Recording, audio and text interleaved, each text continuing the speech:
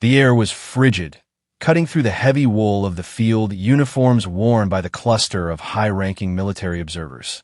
A thin, cold mist clung to the moorland, muffling the distant rumble of tracked vehicles, but failing to suppress the distinct, acrid scent of diesel and damp earth. General James "Jim" Thorne, a grizzled three-star from the U.S. Army's European Command, user, adjusted the binoculars hanging from his neck. Beside him, Brigadier Sir Alistair Finch of the British Army of the Rhine, BOR, exhaled a plume of white steam, his gloved hand gripping a worn leather-bound map case. They stood atop a hastily constructed, sandbag-reinforced observation bunker, the highest point in a landscape otherwise defined by flat, unforgiving terrain. The exercise, NATO's Operation Lionheart, was a meticulously choreographed rehearsal of the conventional defense against a massive, coordinated thrust by the Soviet Group of Forces in Germany, GSFG. The scenario was a worst-case nightmare, an overwhelming armored spearhead driving for the Rhine, slicing West Germany in two.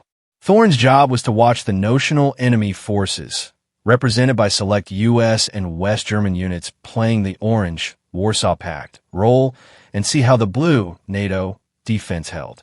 But today, their focus was not on the static defense. It was on the river barrier.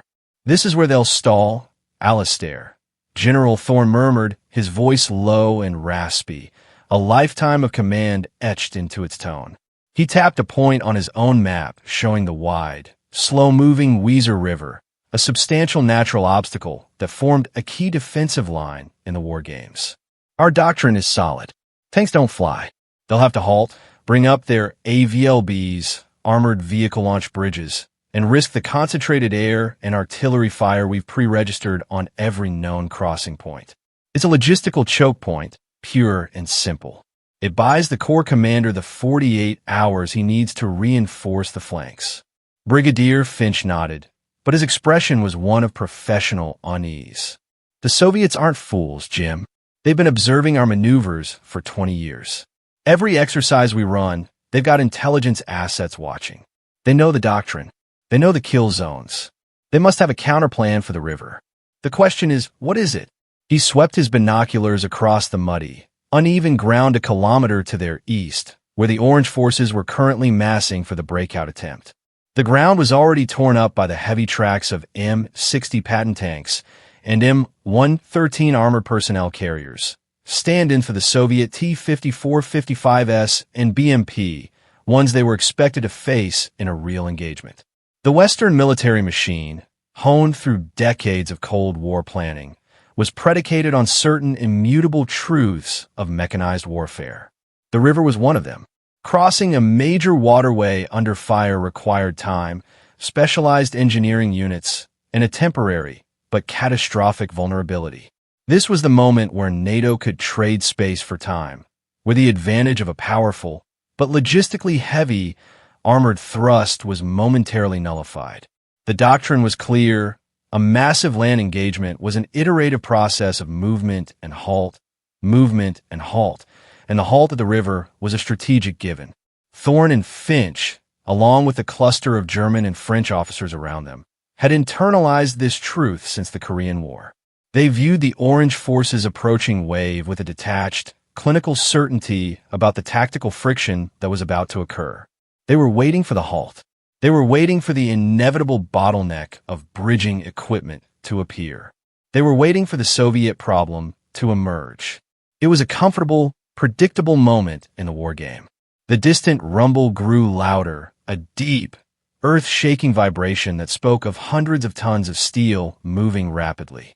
The first elements of the Orange reconnaissance screen were now visible through the mist, their antennae whipping against the bleak, overcast sky. The officers raised their binoculars, preparing to clock the delay, to mark the efficiency of the engineers, and to judge the efficacy of the simulated air strikes. They were about to witness a level of mobility they simply had not accounted for, a capability that would instantly and irrevocably invalidate years of established NATO defensive strategy. The ground began to vibrate in earnest beneath their feet, a subtle, but insistent tremor that traveled up through the observation bunker's sandbag foundation. General Thorne brought his Zeiss 10 by 50 binoculars to his eyes, adjusting the focus wheel with the precise, practiced movement of a man who had spent his life observing the battlefield.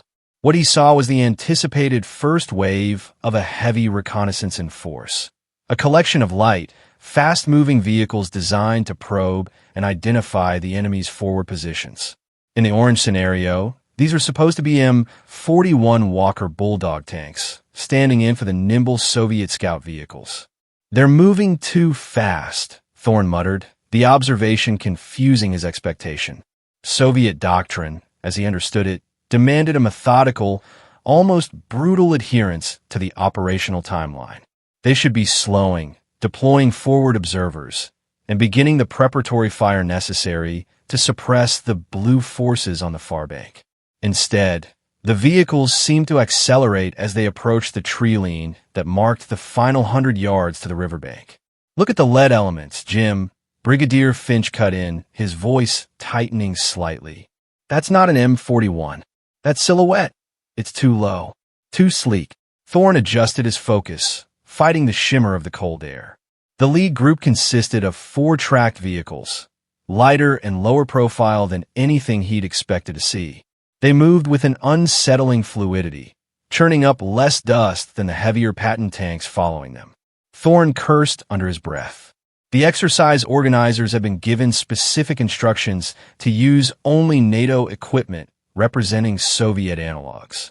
These vehicles were definitely not standard NATO issue. They were smaller, squat, and had a distinctive, almost boat-like shape to their hull. "What the devil is that?" Thorne demanded, swinging his attention to the American liaison officer, Major Thomas Healy, a young intelligence specialist standing nearby. Healy, pale beneath his helmet, fumbled with a sheaf of papers. "Sir, those were designated as special reconnaissance vehicles for the exercise, supposed to simulate advanced Soviet light armor. Maybe the BRDM-2, he offered, his confidence wavering. Finch shook his head vehemently.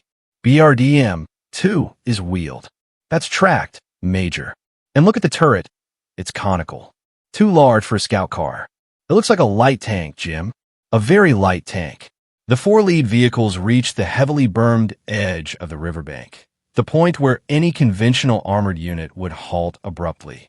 The Western generals instinctively tensed, waiting for the pause, the moment of vulnerability before bridging could begin. They expected the crews to dismount, to throw out lines, to start the arduous process of unloading heavy folding bridge sections. They waited for the sound of engineering vehicles roaring up to the front. But the vehicles did not halt. Instead, the 4 low-slung, tracked machines dropped over the berm and down the muddy embankment leading straight into the river. General Thorne's stomach clenched. He expected them to plunge into the deep water and immediately become hopelessly bogged down, sinking into the soft clay of the riverbed.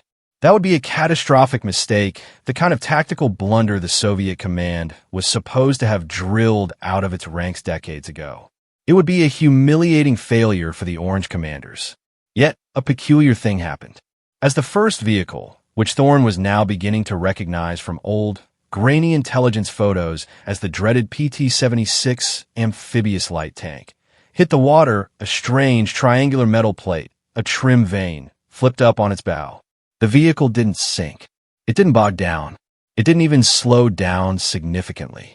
A burst of dark, agitated water appeared at its rear, and the 14-ton machine, designed in the early 1950s but still the backbone of Soviet reconnaissance and marine units, began to float. General Thorne slowly lowered his binoculars, the heavy brass cylinders feeling suddenly weightless in his hands. He looked at Brigadier Finch, whose face was a study in professional shock. The entire, comfortable, predictable structure of the war game had just fractured. "Did you see that, Alistair?"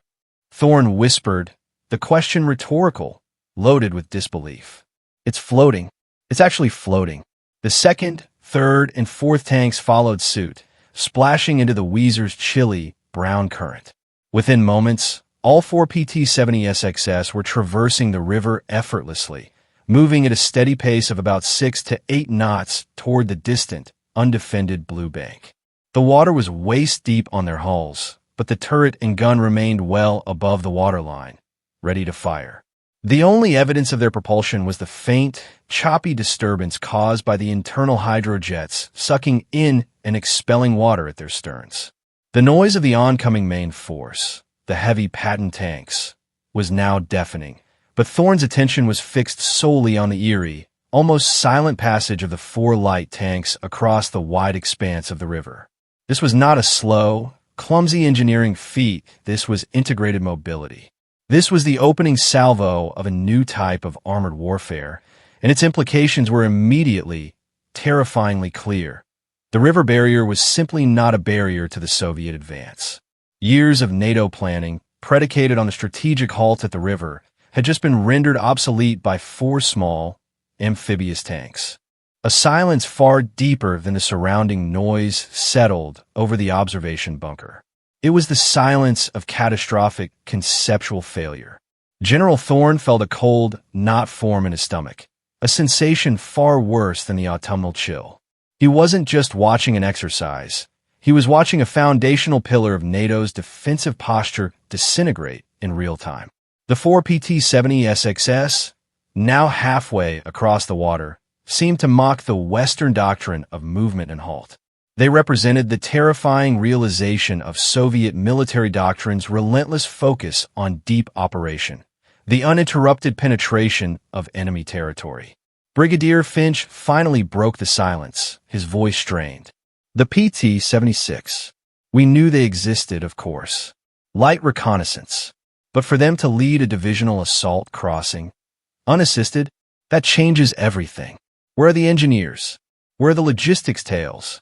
He was scanning the eastern bank frantically, his binoculars shaking slightly. Thorne recovered his professional bearing, though the adrenaline was now pumping hard. They are the engineers, Alistair. Or, at least, they buy time for the real engineers. Look at the speed. They cross in under 4 minutes.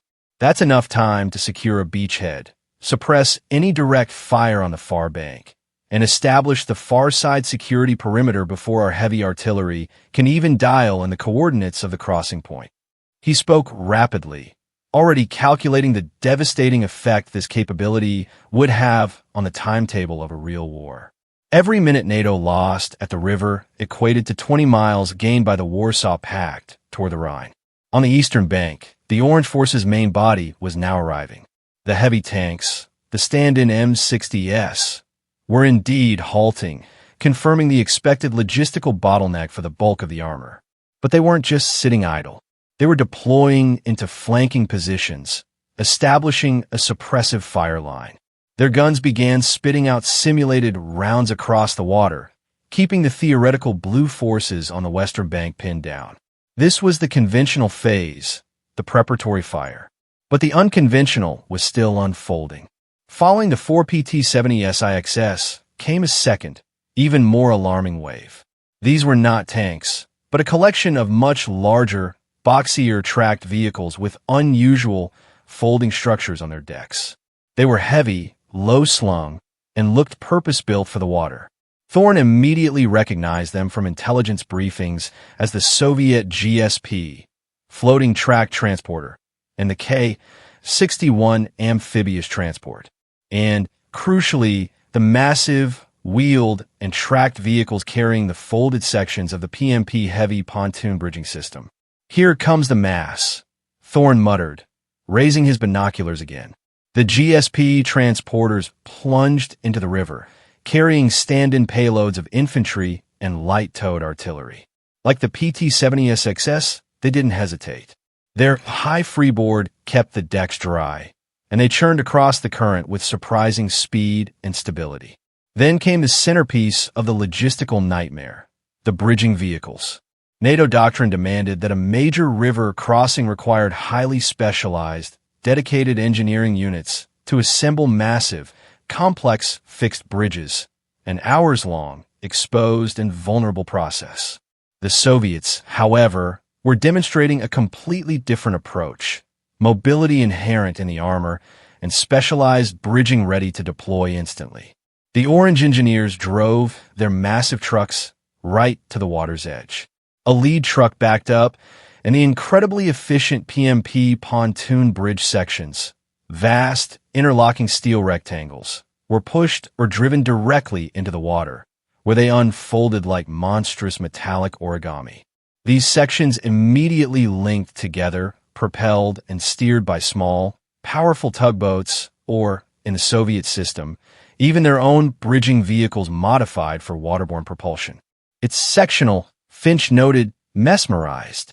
They don't need to build the whole thing from one bank.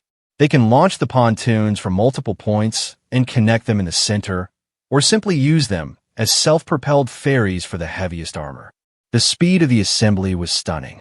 Within 10 minutes of the PT-70SXS entering the water, the first few linked sections of the pontoon bridge were already stretching a significant distance into the river, forming a massive, temporary dock that could bear the weight of a heavy main battle tank.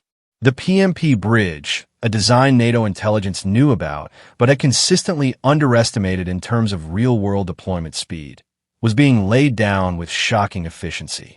The site confirmed the tactical horror.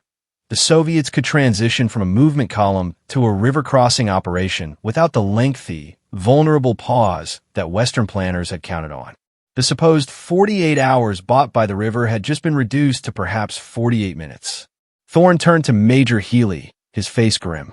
"Healy, I want an immediate flash report drafted. Code red. Priority to SHAPE, Supreme Headquarters Allied Powers Europe, and the Pentagon. Subject line, Weezer Crossing Shock. We have to confirm the timestamp on this deployment. We need every detail on the PMP deployment time and the speed of those PT-70SIXS. This isn't an exercise failure, Major. This is an intelligence failure of the first order. Our entire concept of operations in this theater is compromised." The realization settled over the observers like the morning mist. The Soviet Union had effectively erased the primary natural barrier separating their armies from the heart of Western Europe. The defense was now going to be a simple, brutal race across open plains, devoid of the strategic choke points NATO had relied upon for decades. The Cold War just got a whole lot warmer and a whole lot faster. General Thorne watched the 4 PT-76 tanks complete their crossing, climbing effortlessly out of the water and up the muddy incline of the far bank.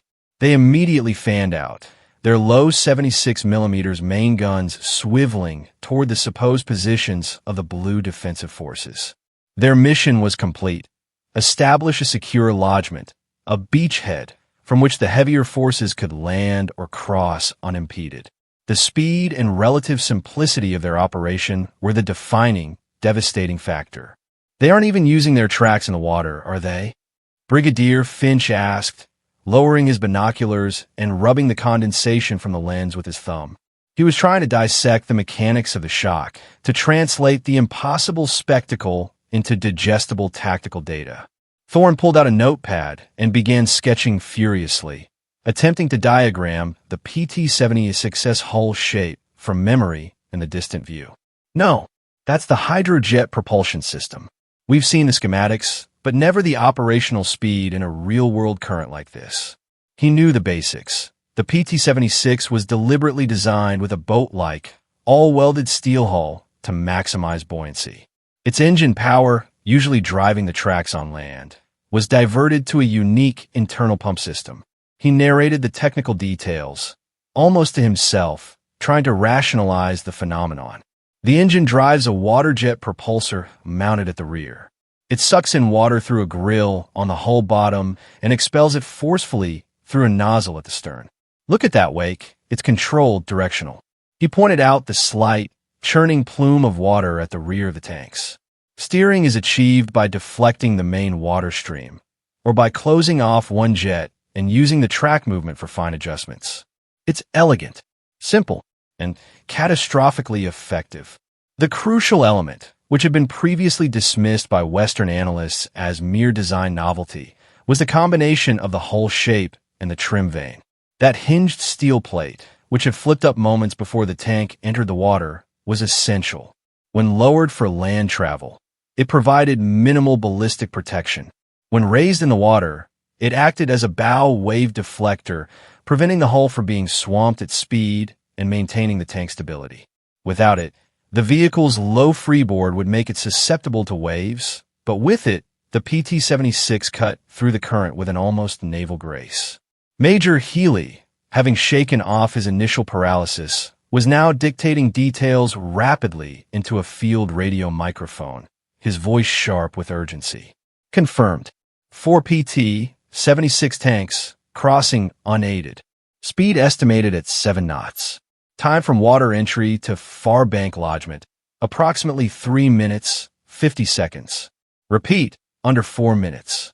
He paused, listening to the static-laced response from the communications center. Yes, General Thorne requires this message to go priority flash. SHAPE needs to know that the tactical delay window we rely on is essentially zero. The PT-76 wasn't just a reconnaissance vehicle. It was a doctrinal statement. It demonstrated that the first wave of a Soviet attack could bypass the need for lengthy engineer support entirely. It's $76/tax dollar gun, while light compared to the $105/tax dollar and $120/tax dollar guns of NATO's main battle tanks, was more than sufficient to eliminate towed anti-tank guns, suppress infantry positions, and engage any lightly armored personnel carriers waiting to contest the beachhead. The enemy would no longer be forced to converge at pre-designated crossing sites that could be saturated with artillery. The enemy could cross anywhere the river was passable, forcing NATO to dilute its defensive fire across hundreds of miles of potential riverline. Thorne lowered his binoculars, the sheer scale of the tactical advantage sinking in. Alistair, think about the operational implications in the Fulda Gap sector.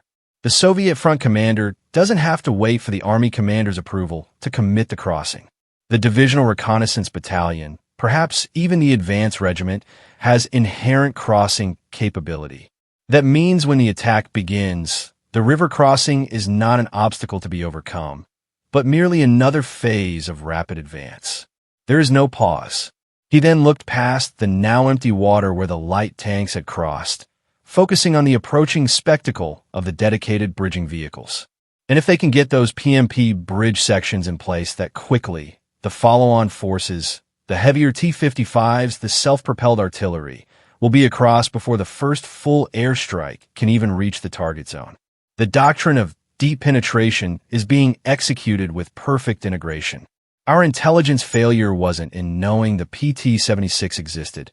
It was in failing to appreciate the scale and speed of its integration into the main assault plan.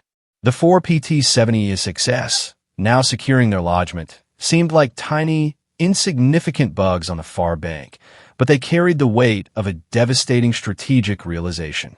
They were the harbingers of a lightning-fast, continuous armored assault that NATO was ill-prepared to meet head-on.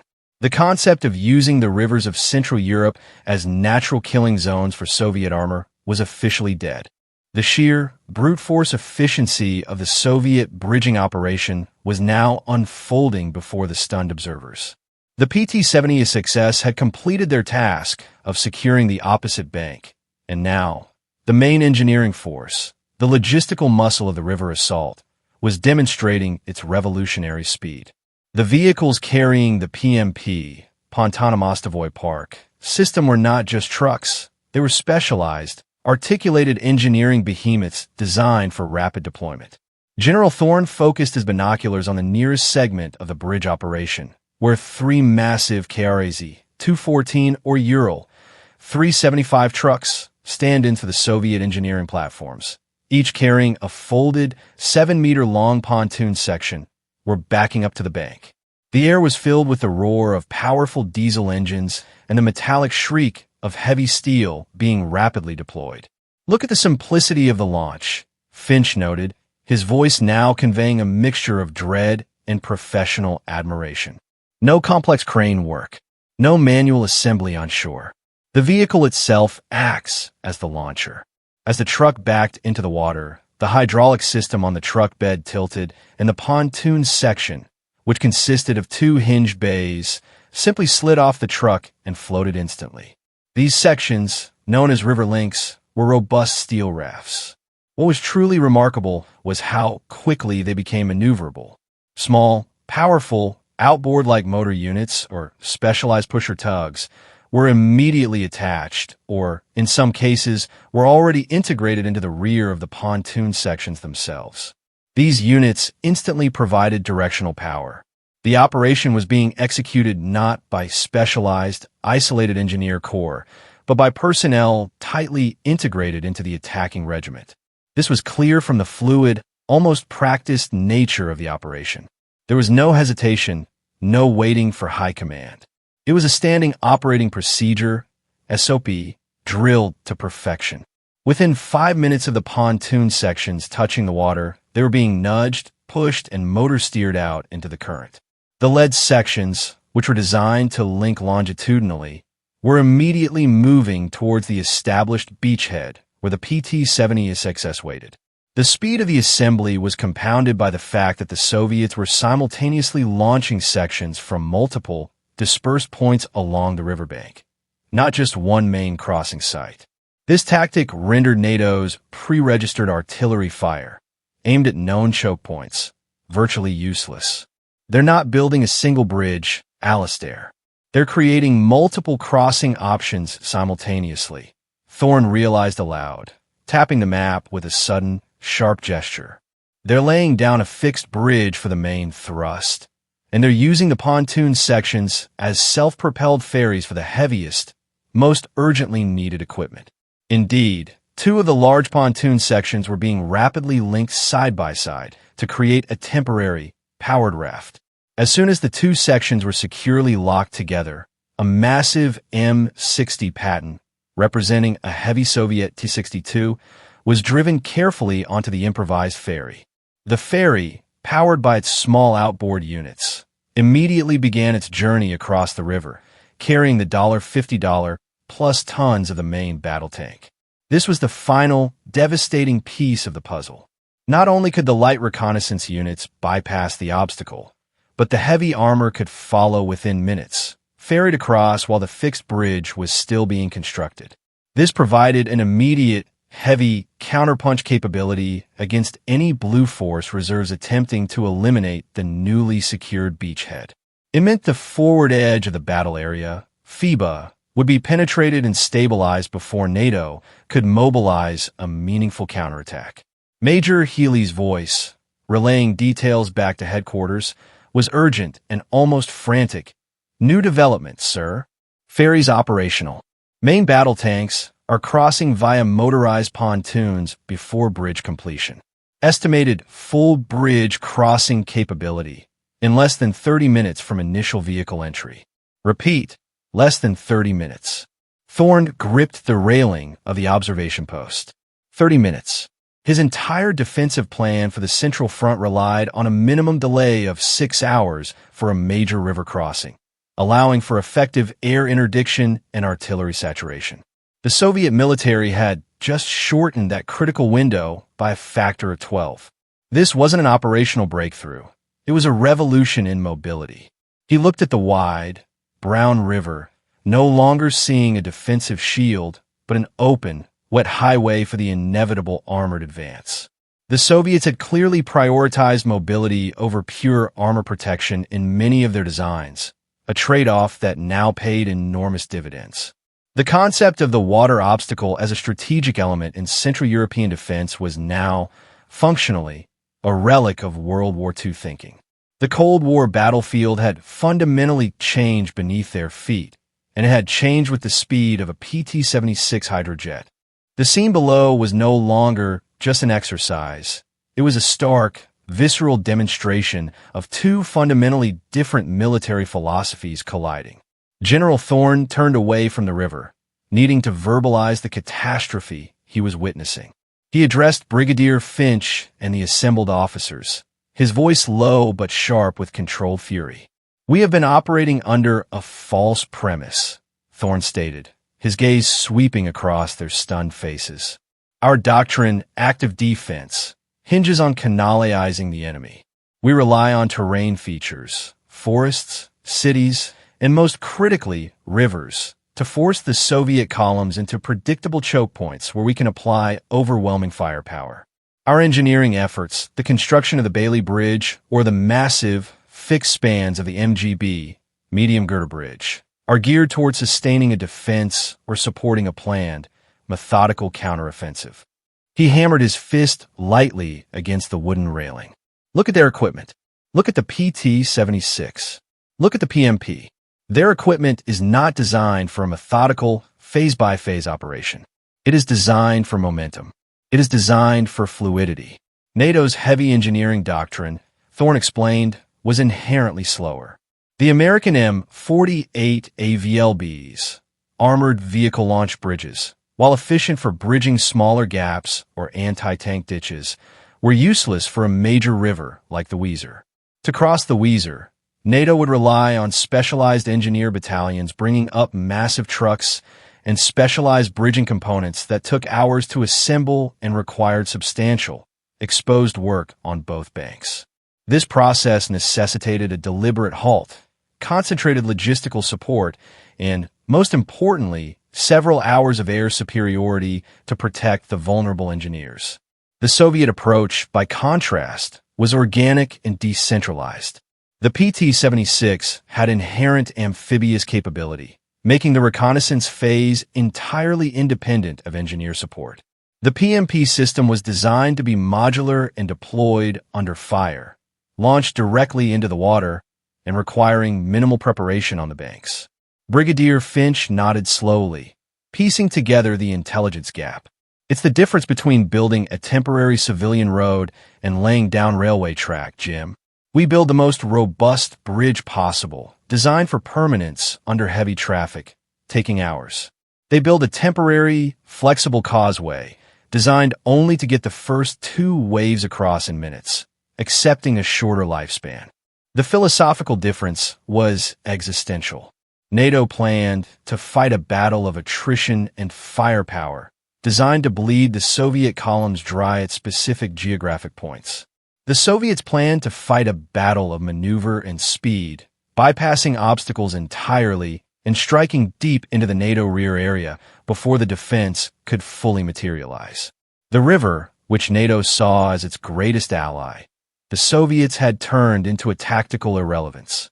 Thorne turned to Major Healy, who was still managing the frantic flow of communication. Major, the key detail here is the integration. How deep is this capability embedded? Is this just a specialized exercise unit, or is this the standard equipment for a Soviet tank or motorized rifle division facing the Central Front? Healy consulted his intelligence notes, his finger tracing a line on a diagram of Soviet order of battle. Sir, the PT-76 is standard reconnaissance armor, and the PMP is listed as standard divisional and regimental engineer equipment. This is not a specialized corps exercise. This is standard Soviet doctrine. If the GSFG launches an attack, they have the immediate capability to force crossings on every major river line in West Germany simultaneously. The implication hung heavy in the cold air. The Soviet Union didn't just have some amphibious capability. It was systemic. Every major formation assigned to the German frontier possessed the tools to overcome the most significant geographical barrier. This meant NATO could not concentrate its limited reserves to defend a handful of crossing points. The defense had to be spread thin across the entire front, watching every meter of every river. Thorne felt the weight of decades of planning collapse. Then our defensive concept is fatally flawed, he concluded grimly. We were preparing to fight the Wehrmacht of 1944. They are fielding an army built for the operational tempo of 1968, capable of continuous, rapid advance. This river crossing wasn't a tactical maneuver, gentlemen. It was a strategic checkmate. The speed and ease with which the Orange forces continued to pour across the river, ferries moving constantly, pontoon sections clicking into place, was no longer just an observation. It was a terrifying glimpse into the future of a Cold War that had just become exponentially more dangerous. As the spectacle of the massed crossing continued, with the now fully formed PMP bridge supporting a continuous, heavy stream of simulated T-62 and T-55 equivalents. General Thorne motioned for Major Healy to step aside, away from the other shocked observers. The necessity of rapid, accurate reporting outweighed any lingering desire for quiet contemplation. The question wasn't what they had seen, but why they hadn't fully anticipated its impact. "Major," Thorne began, his voice low and intense, "I need to know the official status of this intelligence. We have files on the PT-76. We have schematics of the PMP. Why was the strategic implication, the zero-delay crossing, not factored into our primary defensive models?" Major Healy shifted uncomfortably, clutching the communications equipment strapped to his chest. "Sir, it was always categorized as an auxiliary capability. The PT-76 was seen as undergunned, a compromised vehicle.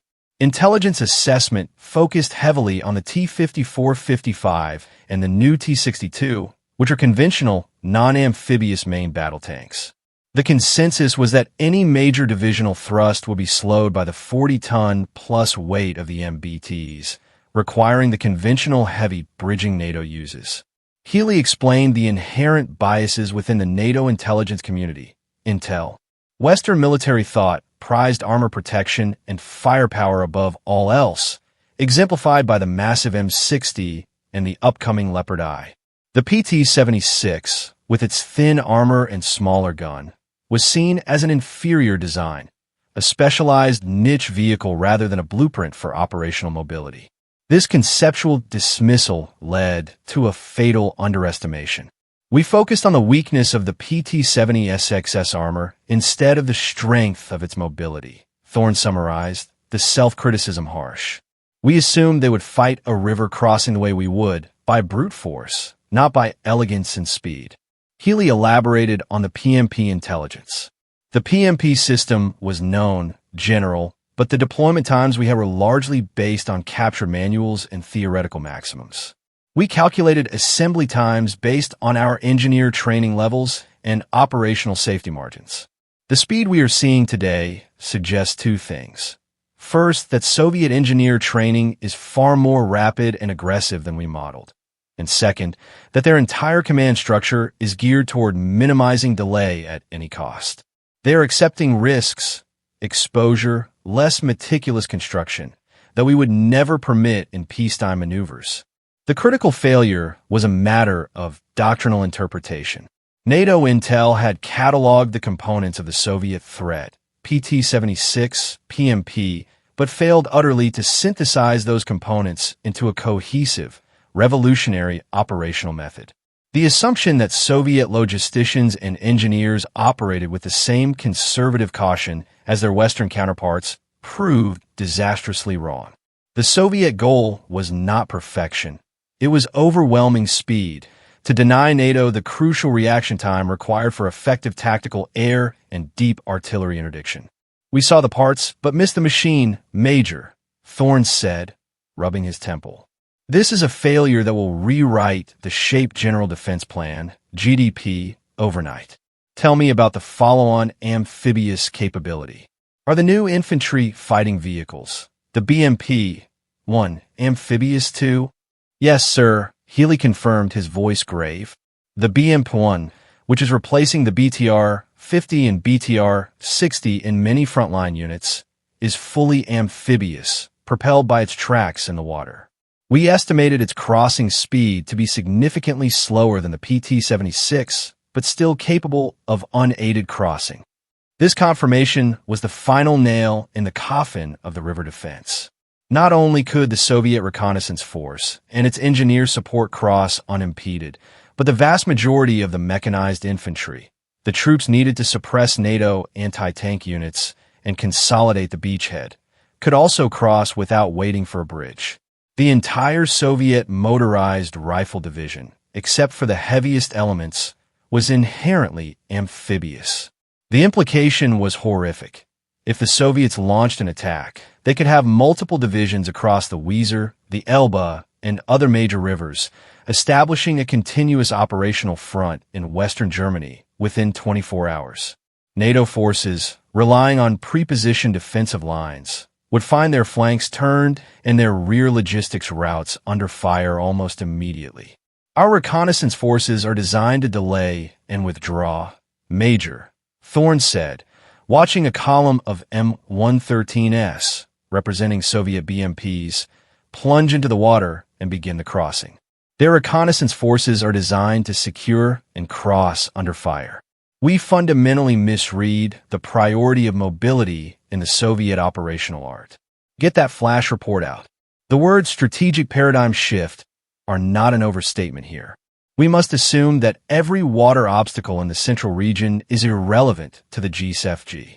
General Thorne's analysis moved swiftly from strategic implications to immediate tactical horrors. The chief defensive tactic that the Blue forces would employ against a conventional river crossing was interdiction. The destruction of the enemy's concentrated crossing assets through overwhelming artillery and air power before a solid beachhead could be secured. The display below had just rendered this tactic impossible. The key is concentration, Thorne articulated, gesturing toward the continuous flow of equipment now utilizing the pontoon bridge. For us to interdict, we need targets that are static, grouped, and vulnerable. We need 5 battalions of engineers clustered at a single point, unloading massive bridge sections over 2 hours. That's a target set. He paused, watching a PT-76 climb the bank and immediately take up a firing position, masking the approach of the first ferry loaded with a heavy tank. What we're seeing is the denial of interdiction. The initial wave, the PT-70SXS and the BMPs, cross fast and dispersed. They are hard, fleeting targets. They don't cluster. They don't halt. Brigadier Finch picked up the thread, and the PMP system is launched from multiple points, rapidly assembled and mobile in the water. Our targeting cycles are too long. By the time our counter-battery radar registers the enemy's preparatory fire, and our artillery units calculate coordinates for the bridge site, the bridge is already operational, or the ferry is already halfway across. The officers began discussing the operational sequence as it was intended in the NATO plan versus what the Soviets were demonstrating. NATO plan pre-1968. Soviet forces halt at river. Engineering preparations commence hours. NATO observes and targets concentration of engineer vehicles and bridge components. Mass NATO artillery and tactical air to care destroy the vulnerable static assets. Delay achieved, allowing NATO reserves to move forward. Soviet reality, 1968. PT-70SXS and BMPs cross instantly and dispersed, securing the far bank. 5 minutes. PMP sections are launched from multiple points, rapidly forming ferries and bridge segments. Less than 15 minutes.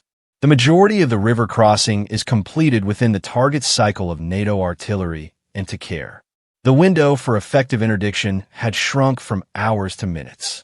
Even if NATO managed to destroy a bridge segment, the Soviet doctrine of utilizing multiple dispersed crossing sites and self-propelled ferries meant that the assault would continue, merely shifting traffic to an alternate site.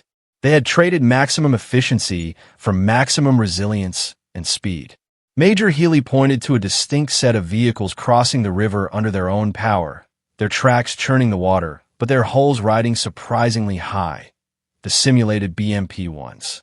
And sir, the BMPs mean that the mechanized infantry is with the armor immediately. Our doctrine often relies on separating the Soviet armor from their infantry during the crossing phase, exposing the tanks to close-range anti-tank teams.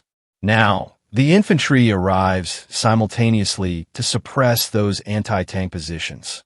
The BMP-1's amphibious capability, while slower than the PT-76, meant that Soviet rifle companies could cross without being stripped of their heavy weapons, arriving on the far bank with their 73mm low-pressure guns and anti-tank guided missiles intact and ready for action. This negated the NATO advantage of using small, mobile anti-tank hunter-killer teams on the far bank to disrupt the crossing. The observers watched in silence as the Orange commander, having secured the far bank, began to rapidly push the crossing forces into assembly areas. The speed was the most shocking element of all. The entire division, or at least its combat-critical elements, would be across the river and reformed into an attack column far sooner than predicted. They would be ready to resume the attack deep into West Germany before NATO could even confirm the full scale of the breach. "This is not a bridgehead. It's a breakout," Thorne stated, the gravity of his words settling on the observation post. "The river obstacle is gone. The inter-German border is now the only friction point, and once they breach that, it's a flat-out race to the Rhine. We have to assume a continuous advance, 24 hours a day, 7 days a week. We have no safe zones left for logistical assembly or reserve deployment in the forward area. Our depth has been drastically reduced." The implications for NATO's forward defense strategy were now complete. They were facing an army built for speed against their own, which was built for standing firm. Major Healy, his face now set in the grim mask of a man delivering unavoidable disaster, stepped back toward the radio equipment. The atmosphere around the bunker had transformed from that of a detached observation post to a crisis command center. General Thorne directed him. "Major, I want that flash report triple-checked and sent immediately. Use the secure channel. Every officer here is a witness. We need to convey the urgency without resorting to panic, but the message must be crystal clear. The Weser crossing template is a paradigm shift." Healy began dictating the formal message, his voice professional and clipped, relaying the cold, hard data across the airwaves toward Supreme Headquarters Allied Powers Europe, SHAPE, in Mons, Belgium, and onward to the Pentagon. Flash priority. October 14th, 68. Lüneburg Heath, FRG. Operational assessment. Exercise Lionheart, Weser crossing. 2. Sync shape, CJCS, Userer CMD. From Observation Group, Thorne/Finch. Observation Summary. Orange Forces simulated GCFG executed a major river crossing of the Weser, exercise analog, with unprecedented speed and integration, fundamentally invalidating current NATO river defense doctrine. Key findings. Amphibious capability. *A.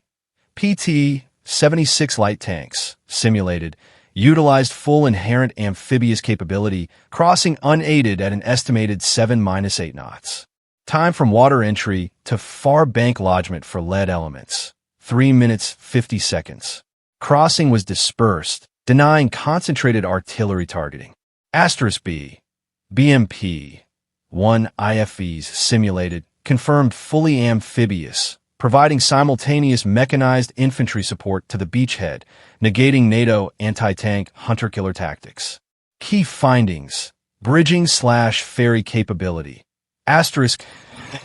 PMP heavy pontoon bridging system deployed from multiple, dispersed points along the riverbank, denying area interdiction.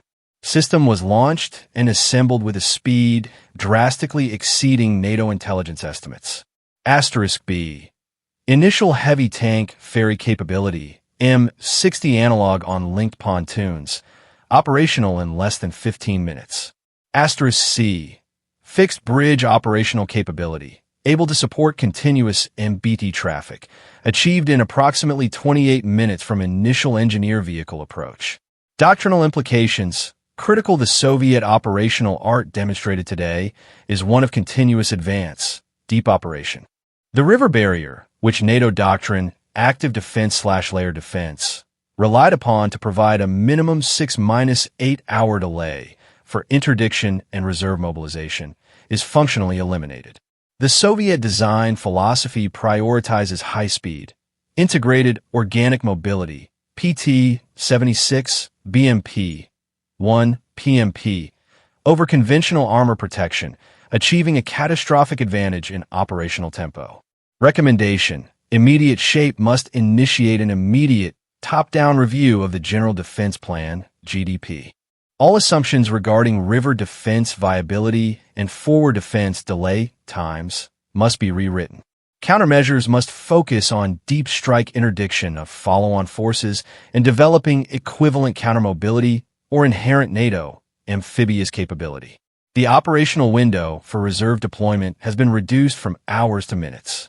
General Thorne listened to the precise, unemotional language of the intelligence report, finding its cold formality almost more frightening than the sight of the crossing itself.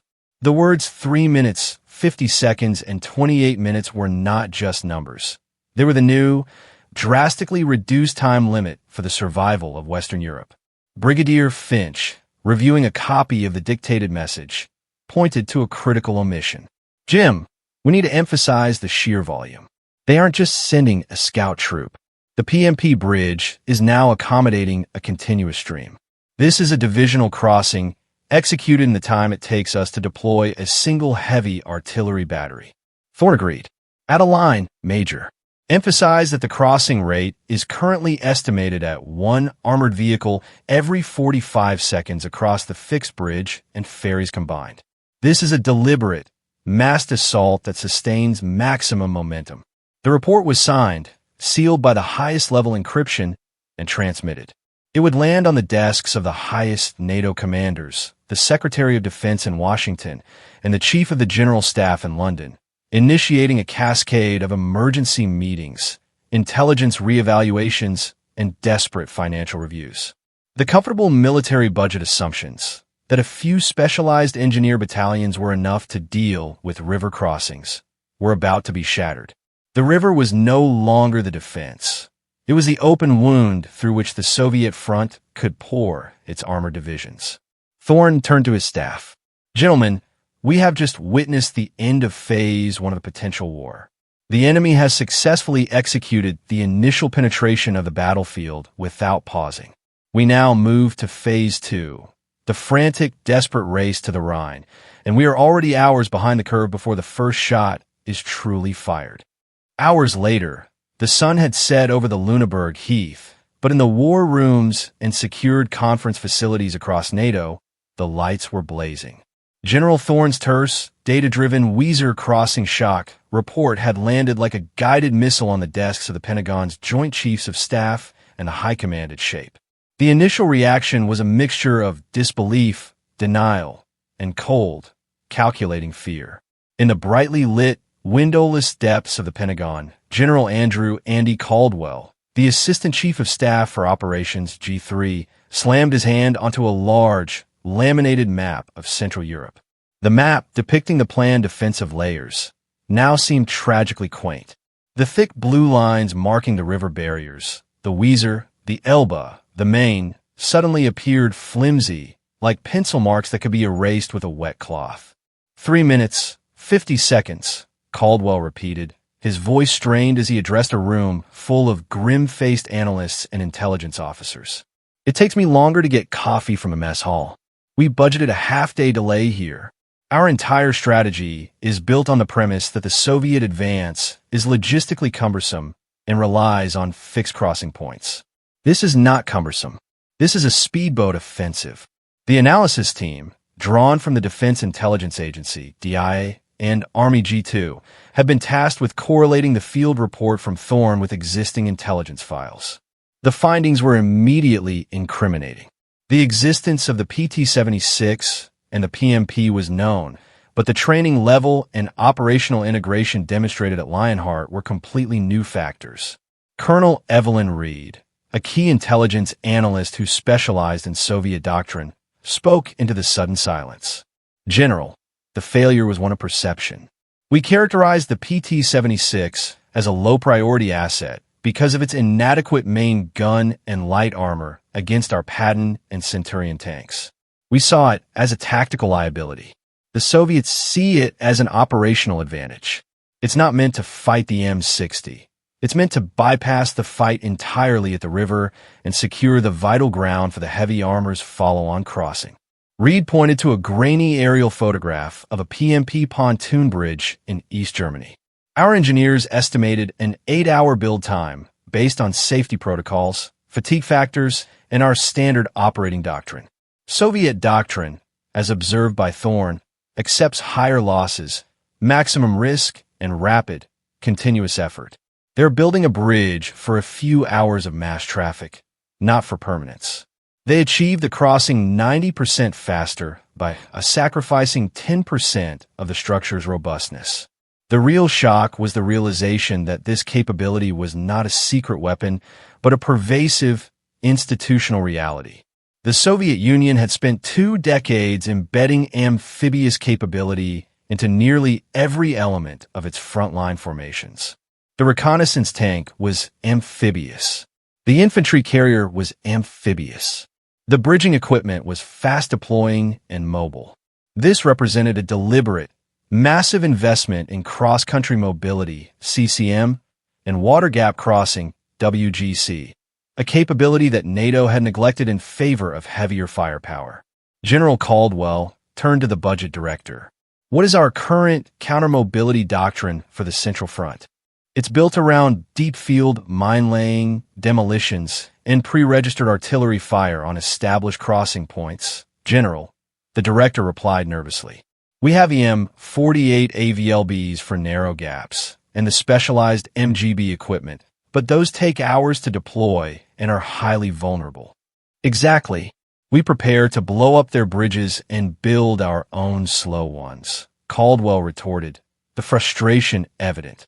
They don't need fixed bridges for the first wave, and they can build the heavy bridges faster than our counter-battery radar, can even locate their assembly areas. This means every NATO division along the border is now potentially flanked by amphibious forces crossing anywhere along the river line, long before our fixed defenses are ready. The immediate policy consequences were terrifying.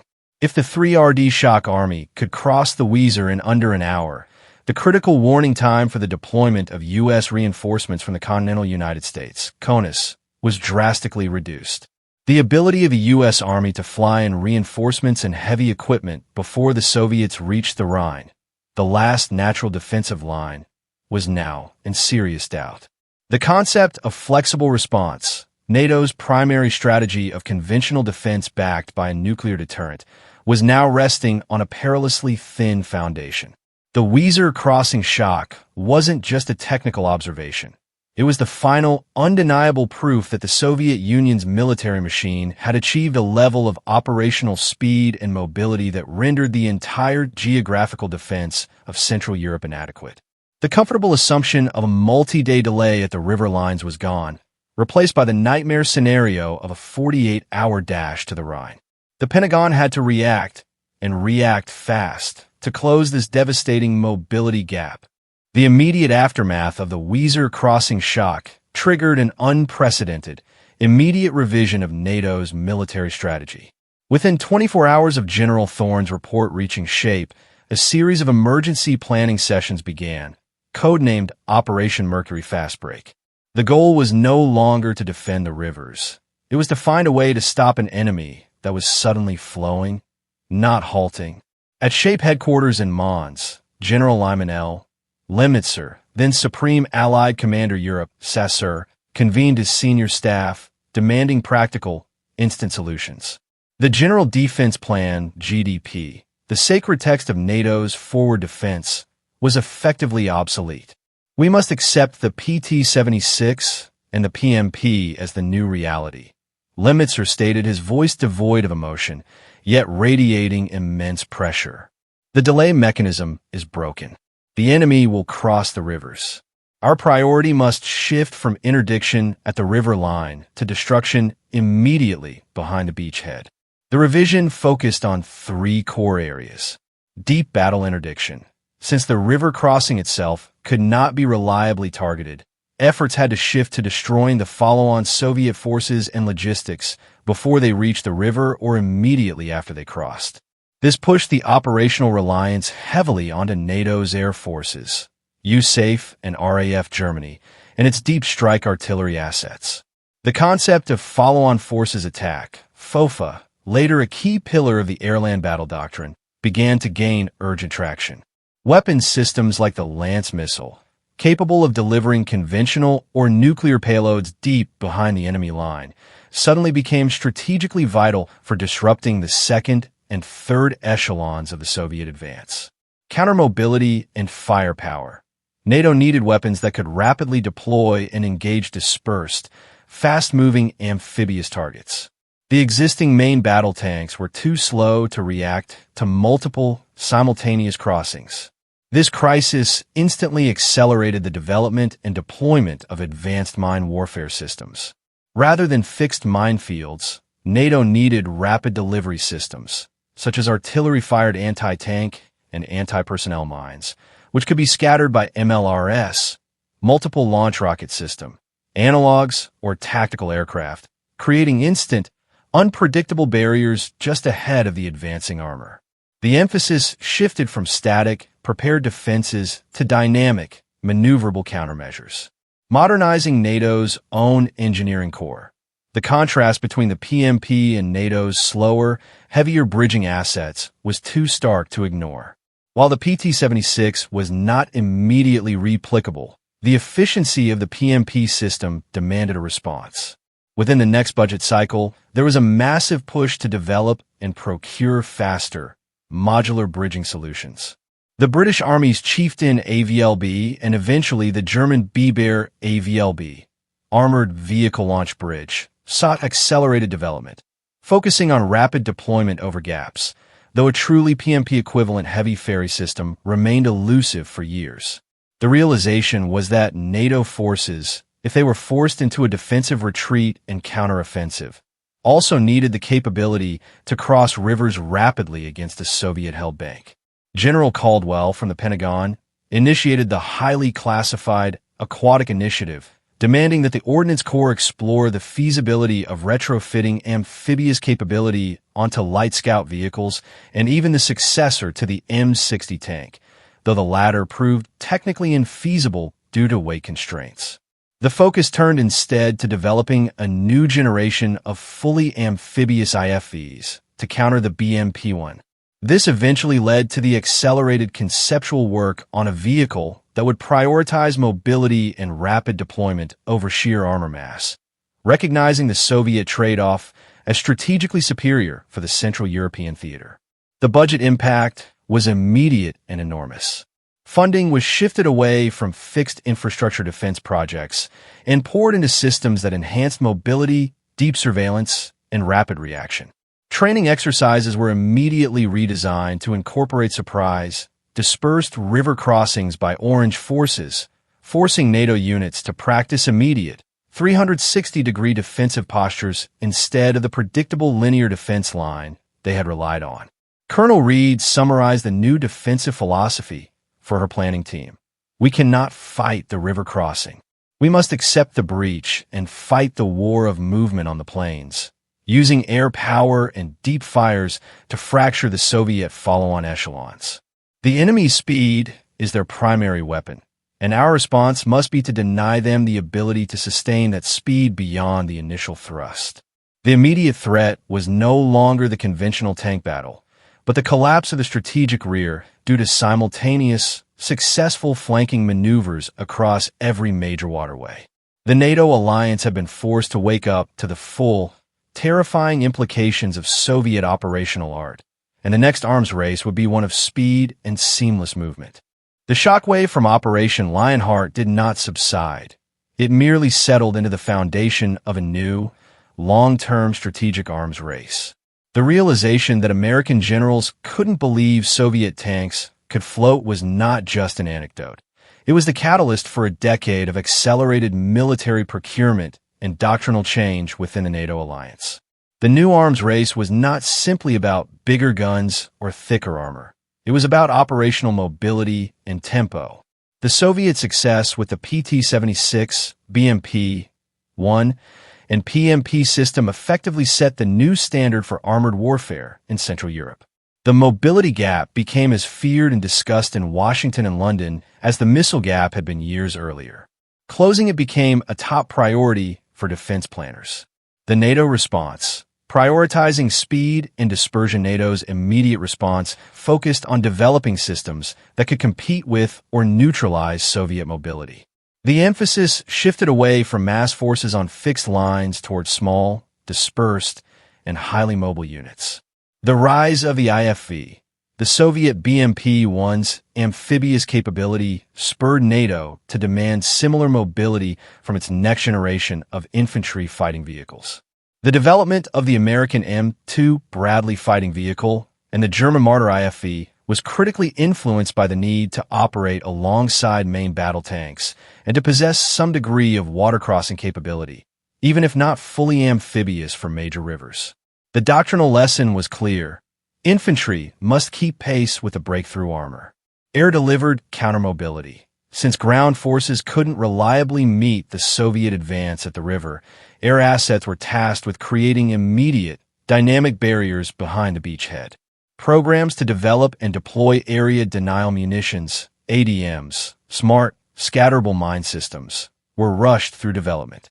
The ability of an F-4 or F-111 aircraft to drop a line of hundreds of anti-tank mines across a Soviet breakthrough route became the new river defense. The mines were designed to deny the Soviet follow-on forces the ability to sustain the high speeds achieved by the first wave, forcing them to stop, clear the obstacles, and thus become vulnerable to deep interdiction. The new engineer battle.